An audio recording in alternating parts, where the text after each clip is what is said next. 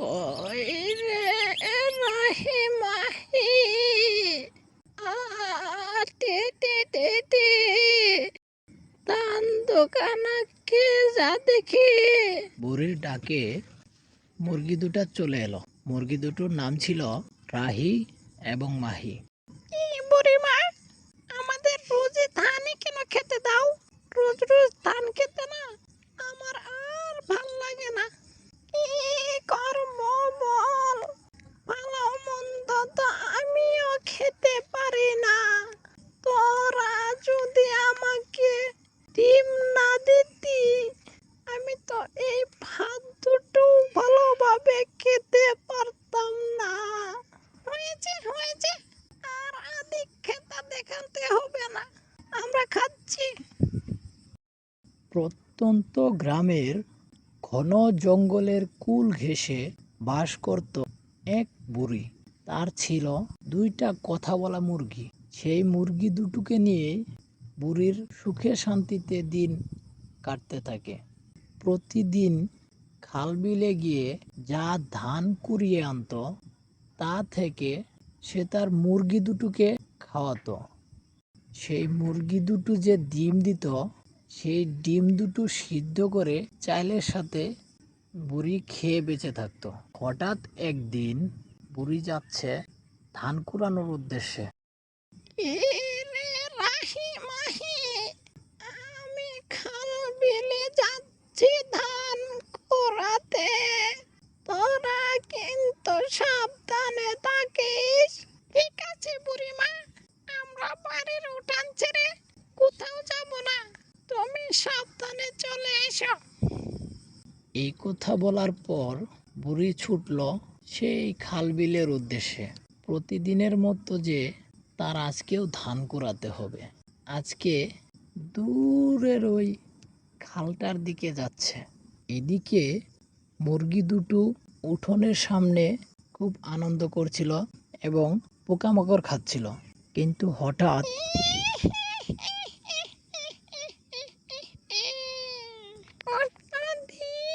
হয়ে গেল, রক্ত মাংস খাই না।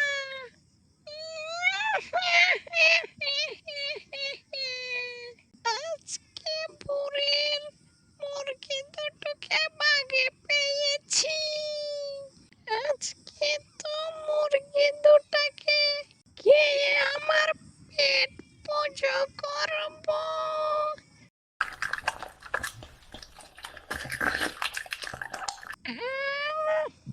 খুব শান্তি পেলাম। রাহি মাহি,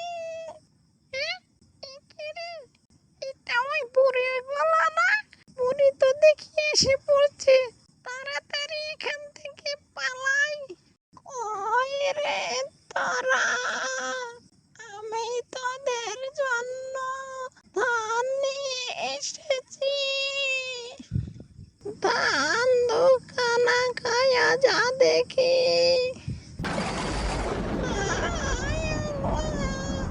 আমার এটা কি হয়ে গেল?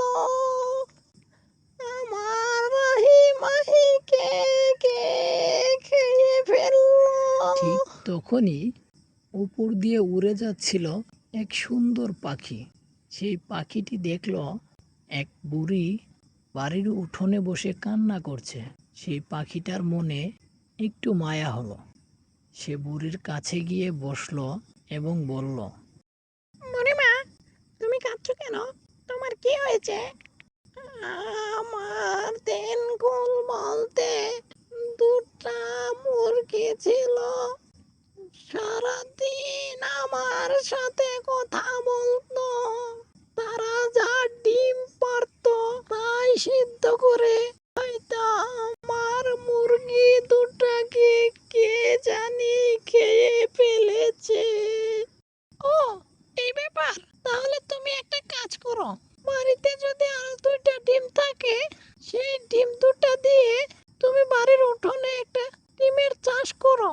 অনেক ডিম ধরবে, সেই ডিমগুলো তুমি খেতে পারবা। তুই আমার সাথে মজা নিতেছিস, আমার সামনে থেকে যা। তারপর বুড়ির সামনে থেকে সেই পাখিটি উড়ে চলে গেল।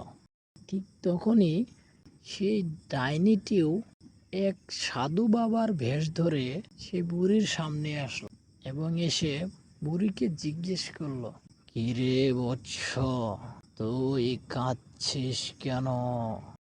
তখন বুড়ি সব কিছু খুলে বলল।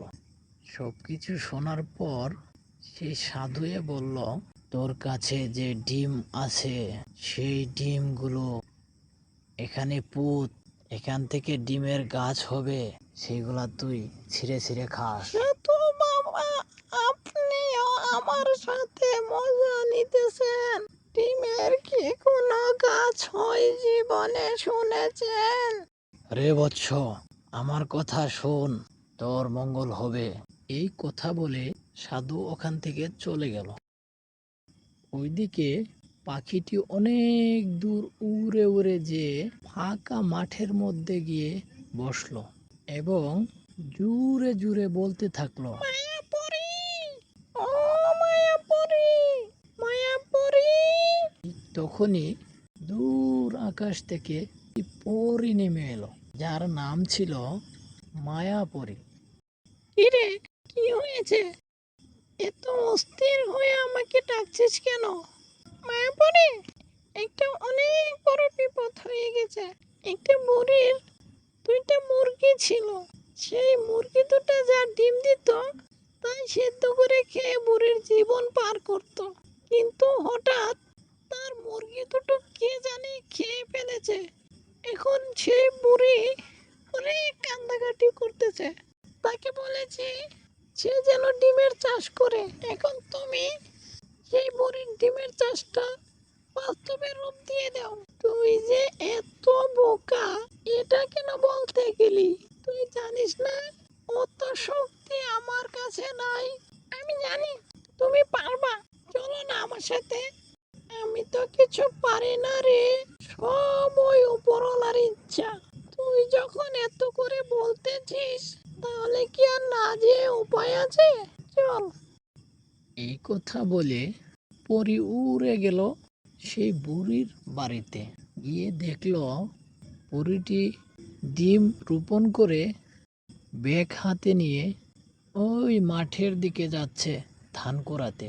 বুড়িটার দুঃখ দেখে পরীটার অনেক মায়া হলো। এত কষ্ট দেখে পরীটি দুই হাত তুলে আল্লাহর কাছে দোয়া করলো। দোয়া করার পর পরী উড়াল দিয়ে ওই দূর আকাশে চলে গেল।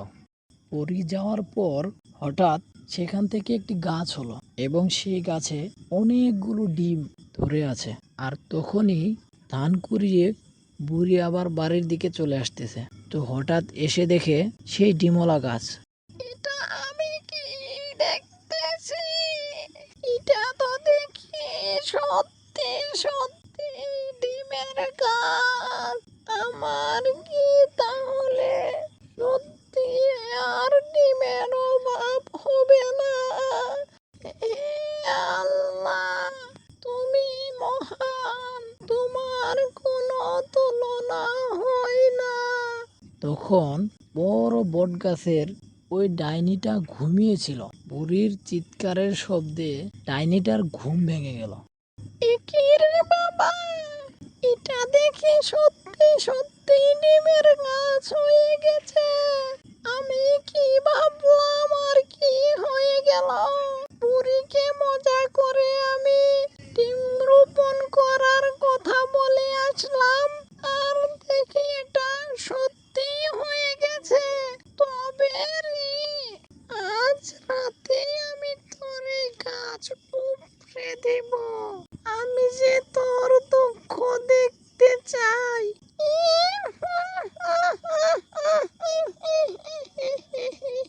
যখন রাত হলো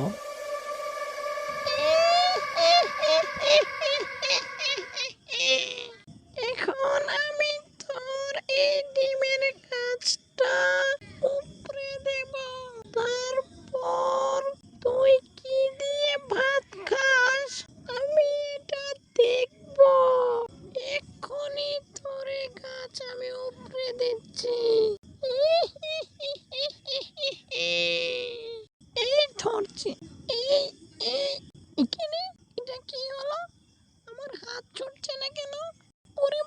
এটা কি জাদুর গাছ? ও বাঁচাও, বাঁচাও, বাঁচাও আমাকে। আমার হাতটা কেন ছাড়ছে না? ছাড়িয়ে দাও। হঠাৎ সেই গাছের মধ্যে ডাইনির হাতটা আটকে গেল। এই অবস্থায় সকাল হয়ে গেল এবং বুড়ি সেই গাছের কাছে গেল ডিম ছেঁড়ার জন্য। গিয়ে যা দেখলো, এই কি রে ডাইনি, তুই আমার ডিমের কাছে কি করিস? তুই কি আমার কাজ ছিঁড়তে আসছিলে? বুড়িমা, আমার ভুল হয়ে গেছে, আমাকে ক্ষমা করে দাও। আমি আর জীবনেও এমন কাজ করব না। তখনই দূর থেকে পাখিটি তাদের সব কাণ্ড কারখানাগুলো দেখতেছিল। সেই পাখিটি উড়ে তাদের সামনে চলে আসলো। আমি জানতাম এই বুড়ির গাছটা কেউ না কেউ উপড়ে দেওয়ার জন্য আসবে। এই জন্য ওই গাছটার মধ্যে আমি আজকে পাহারায় ছিলাম। এখন বল, তুই এই বুড়ির গাছ কেন উপড়ে দিতে আসছিলি? আর বুড়ির সাথে কি কি শত্রুতা আমি করেছিস? না বললে এই গাছ তোকে ছাড়বে না। আমি বুড়ির মুরগি দুটোকে খেয়ে ফেলেছি। আমাকে বাঁচাও, আমাকে বাঁচাও।